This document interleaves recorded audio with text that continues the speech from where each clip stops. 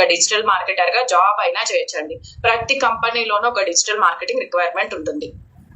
Okay, ఎందుకంటే marketing చేయాలి, brand ని ప్రమోట్ చేయాలి, అండ్ క్లయింట్స్ ని తీసుకురావాలి, కొత్త క్లయింట్స్ ని, అంటే కంప్లీట్ గా డిజిటల్ త్రూనే అవుతుంది.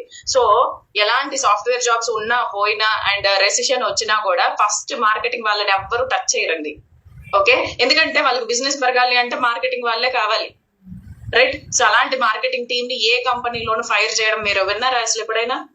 లేదు కదా, అలాగెక్కడా ఉండదు, తీసేయడం కానీ అలాగే ఏం ఉండదు, రైట్? సో ఎవర్ గ్రీన్ అనమాట మార్కెటింగ్ ఫీల్డ్ అనేది. ఇప్పుడు మీరు నేర్చుకుంటుంది ఇంకా అడ్వాన్స్డ్ లెవెల్లో డిజిటల్ మార్కెటింగ్ నేర్చుకుంటున్నారు, ఇంకా అడ్వాన్స్డ్, రైట్? అంటే ఇప్పుడు ఇంకా మనం ఏఐని యూజ్ చేస్తున్నాం, ప్రాంప్ట్ ఇంజనీరింగ్, చాట్‌జిపిటి, రైట్? ఇలాంటివన్నీ యూజ్ చేసి ఇంకా అప్గ్రేడ్ అయింది. ఇప్పుడు మొన్నటి వరకు ఏఐ రాని వరకు డిజిటల్ మార్కెటింగ్ ఒకలా ఉండేది. ఏఐ వచ్చిన తర్వాత డిజిటల్ మార్కెటింగ్ ఇంకా అడ్వాన్స్డ్ గా మారింది.